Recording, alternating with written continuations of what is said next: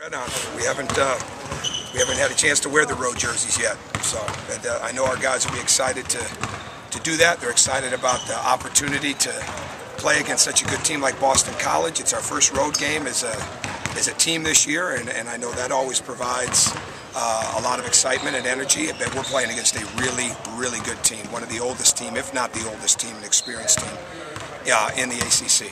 And so we know that, and we knew that when we were given the schedule, and Steve Donahue does an outstanding job as judged by what he did at Cornell, and we know we're going to have a real battle with them because they're physical, they're aggressive, they're very athletic, but they're really good. They have a lot of inside-outside scoring, and they may not be deep, but the guys that they have can really play, so that always is going to pose an issue.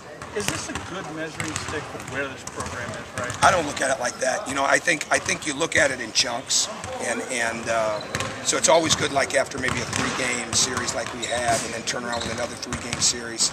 But it's so much game by game right now, and seeing where our improvement is, that you know, I'm as anxious for anybody to go against a really good team like that, and I know they are.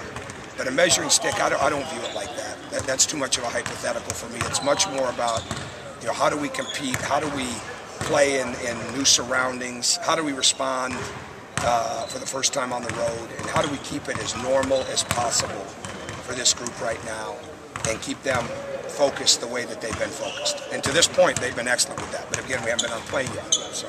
Well, you talk about their focus, and you're off to one of the better starts in a number of years here at IU. How do you let them not look at that win-loss record, most of the win record, and keep them focused one game at a time? But to this point, we've really practiced well without that in mind. I mean, we don't talk about being on a 2-game or a 3-game or a 6-game winning streak. We talk about getting the next win, and we talk about maxing out each day. I mean, our expectations in here are to turn around and have a great practice. Tonight now is to turn around and have a great film session and walkthrough.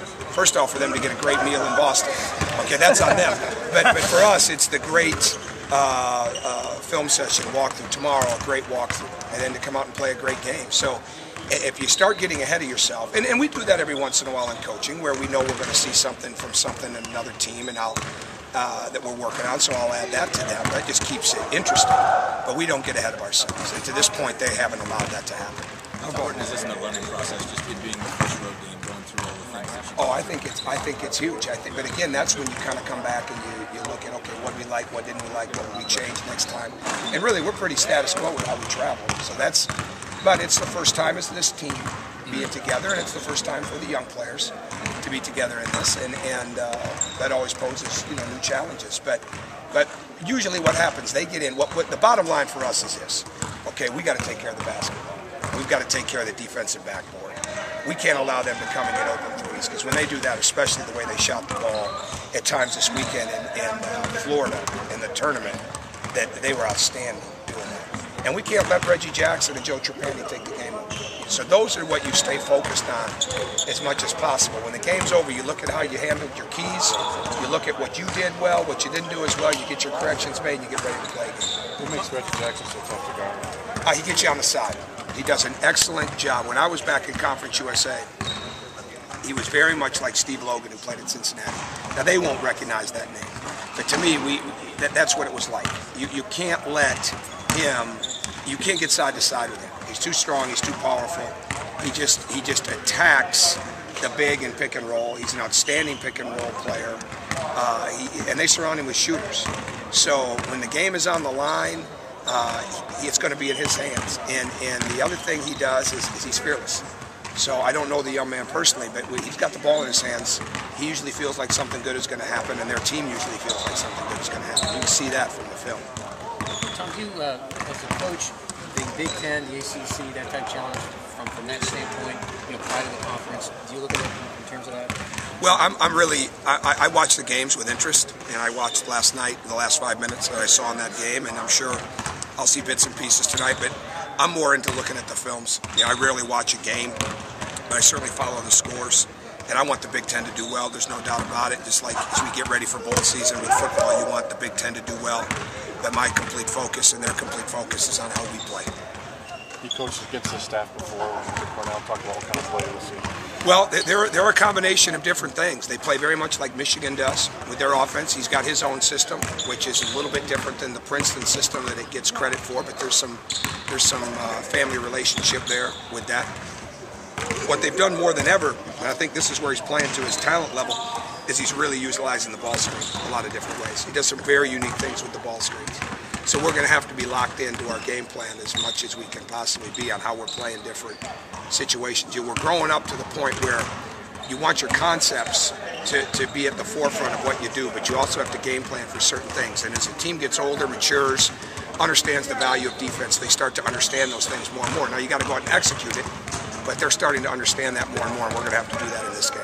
How has this team come together in the few weeks you've been with them? What have you seen growth, maturity? I've been with them a lot longer than that. I think since the season started. Yes, I think they're gaining confidence. I think that's happening. I think everybody can see that they're really gaining confidence with one another. There's a good togetherness. They compete, but there's no rivalry.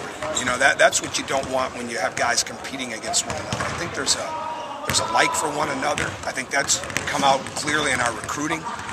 With the way that they have helped us recruit people like Cody and Austin to come to this program, and when young players come in here, they can see that's what they comment to me about, and they're getting better. But it's a long season, and they've got to continue to stay on top of that. But we don't talk in generalities, and we don't talk in hypotheticals, and we really don't talk about getting too far ahead of ourselves. And we've really tried to stay true to each day, and it takes maturity as a team to do that, and they're showing that. You mentioned him using the ball screens and stuff like that. I mean, how else is what he's doing right now different than what he did at Cornell? How close is it to what he was doing? You know, I don't. That's a good question. I don't remember us preparing for as much as the way John Beilein runs his offense. Right. From Cornell, but what they did is they utilized screens extremely well. I mean, Ryan Whitman was one of the harder guys to guard in the country, without a doubt. And not just because of the ties here. Really hard to guard. And the one thing about him is he always got better. His teams always get better. So there's the Michigan aspect of it. I think the changing defenses is pretty important. But the one thing that's common, they don't turn it over. They're turning it over a little bit, over 8 times a game. It's going to be a huge part of the game. You know, us cutting down our turnovers. Can we force some turnovers there? But most importantly, can we take care of the basket?